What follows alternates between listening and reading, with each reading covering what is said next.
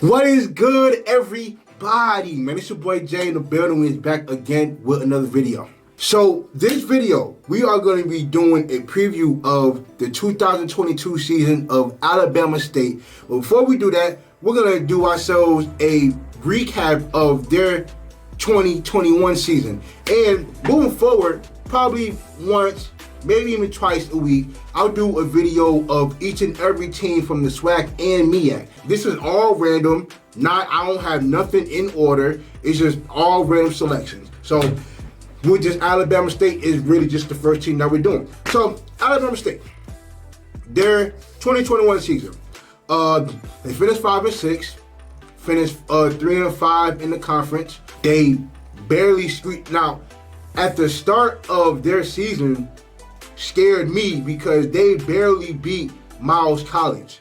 And at that point, I'm like, either Miles College is really good or Alabama State is really bad. And when I really saw their schedule and started watching them and found out who they had on the roster, I said, oh, you know what? It kind of makes sense.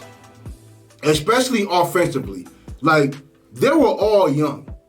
Like, offensively, they had a lot of freshmen and sophomores on the roster. Now, starting with their offensive line, who were all freshmen last year. So they had an all-freshman offensive line. And in their quarterback situation, not only did they not have an established quarterback as a starter because they had a 3-quarterback rotation going, but all 3 of the quarterbacks who were in rotation were all freshmen as well.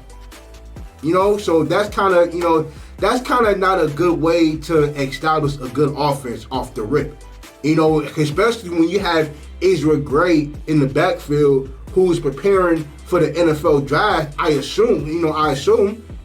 So then you have freshmen and sophomore receivers who last year, Jeremiah Hickson was your best playmaker last year. He finished, top 10 in catches, and I think he was number 12 in receiving yards. So, and a good thing that he's coming back. Your leading rusher from last year, Jacoby Morant, is coming back, and then Ryan Nettles is coming back as well.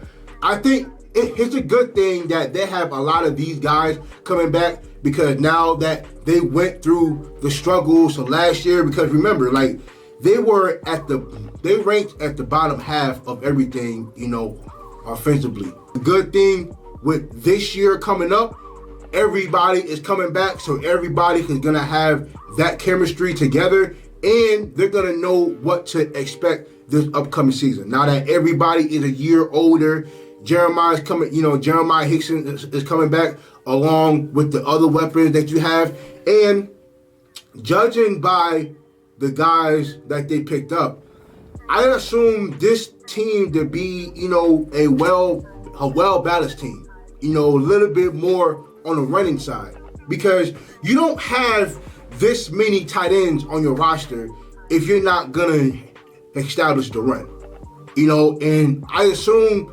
that you're gonna use some of those tight ends to help with the run game. They don't necessarily use their tight ends a lot in the passing game. I mean, look, in terms of the tight ends that had they thrown to last year, between the 3 of them, they had probably 30 catches, maybe, because one of them had 11 catches. So and I think that was the highest out of the tight ends. So they don't really use their tight end much in the passing game. So I assure you, with the tight ends that they got, especially from the transfer portal, I'm pretty sure that this team they want to be well established in the run. Now let's get to the defense, because the defense was the strong suit from last year, and I would think, me personally, I would consider their secondary to be the strongest unit on the defense. Starting with Hashad Davis, who was the leading tackler from last year. And he also had 3 interceptions himself. He made second team all conference last year. He's coming back. You have the majority of your secondary from last year coming back. You have 2 or 3 of your linebackers come back. And with this defense last year, they ran what I'll call the 3-3-5 over. And what that means is that you have 3 down linemen, and then you have a linebacker who is disguised as a defensive lineman as well. Like, so the majority of the time he's used to rush the passer. You know, so sometimes in that defense, he'll rush the passer unless he sees the running back flare out for a pass, in which of course he'll probably play man coverage on the running back, unless unless he has one of the DBs playing man on the running back, because the box is vacant because you only have 2 linebackers in the box. So they're looking for the run. And of course, the majority of the quarterbacks in the SWAC are running quarterbacks. So a lot of them are going to be used to quarterback spy in the box. So, but the secondary was the strong suit. Like I said before, you got the majority of the secondary coming back, and with a new defensive coordinator, especially from Bowie State, he runs the basic 4-3 defense. He's definitely going to use some of the linebackers to play DN. So you may see a few of the linebackers do a position change and be full-time defensive linemen. Don't know who, but that's something that they could establish during spring practices. Now, heading into the 2022 season, in which I think, they have to answer some questions like, who's going to be the starting quarterback? Who are the what's receiver outside of Jeremiah Nixon who we can trust in the passing game? Who's going to be the starting running back? Because I like, because Jacoby Morant did some good things, but you also got some really good running backs coming, that are entering the program. Like, you got Jalen Sutton, who was a 3-star recruit out of high school, and you have Juwan Howard, who is a transfer from North Alabama. Is Ray Curley gonna come in and start right away?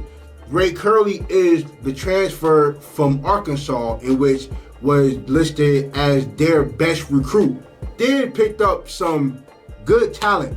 Matter of fact, Coach Eddie, Eddie Robinson did an excellent job with recruiting in its entirety. They were just outside of the top 10 in the FCS in recruiting.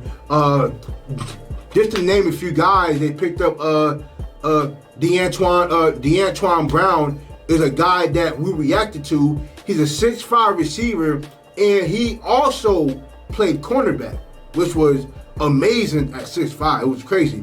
You have Roderick Daniels, who plays on the defensive line, who's a transfer from Northwest Mississippi. You also have Michael Victor, who's a transfer from UNLV. You also have Levante Sanat, who is a transfer from Colorado. Matter of fact, his older brother was a rookie on the Jaguars last year, and he had a real good season. Also got a few tight ends in Medlock, who's a transfer from UConn, and you have Lay, who's a transfer from Clemson. So to name those few guys, I think like Alabama State is gonna have a real good defense.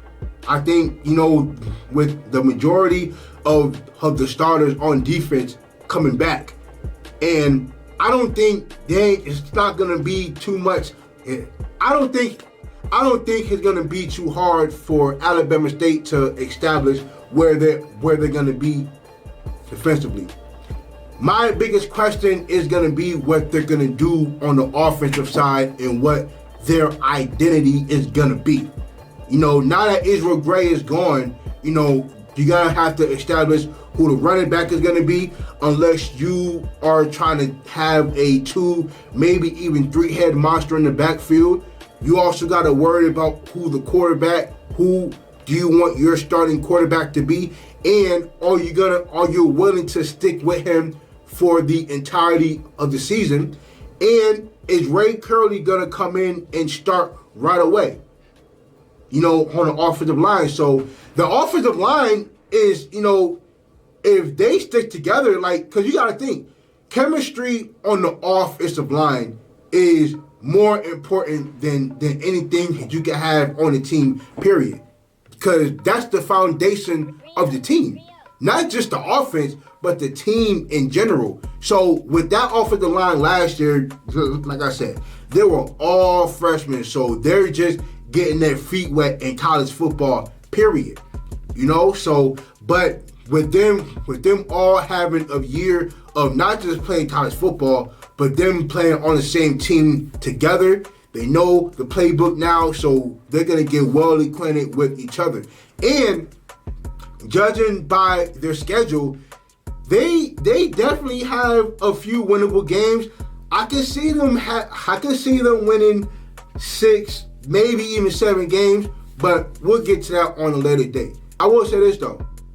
Eddie Robinson is so confident in his team that they actually playing Jackson State for homecoming. And that's very, very interesting. Because a lot of times you will schedule a team to play on homecoming if it's a team you know you can beat. Like if it like it could be outside of your conference, or it could be one of the worst teams in your division. You know, so I just find that real interesting that they chose Jackson State for their homecoming game, but I'm not mad at them for doing it because they had themselves a real good offseason. So I think Alabama State is going to be better than they were a year ago, and with some new weapons on offense, I will hope that they can establish an identity on offense. So I definitely look forward to Alabama State doing some good things on this season.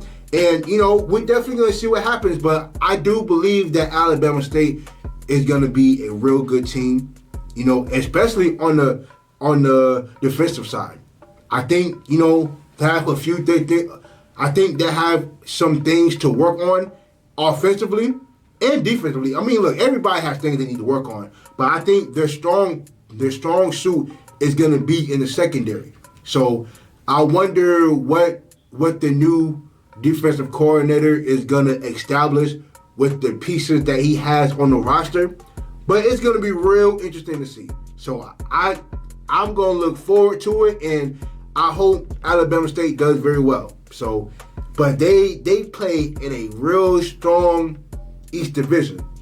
And that's going to be something to behold, man, because you play in the same division as Jackson State, Alabama A&M, FAMU, and Bethune. Like, that's a tough division.